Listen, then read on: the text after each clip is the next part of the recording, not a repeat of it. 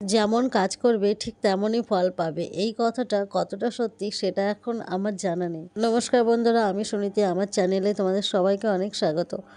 আজ বাড়িতে তেমন কোনো সবজিও নেই, আর ভাত খেতে একদম ভালো লাগছিল না।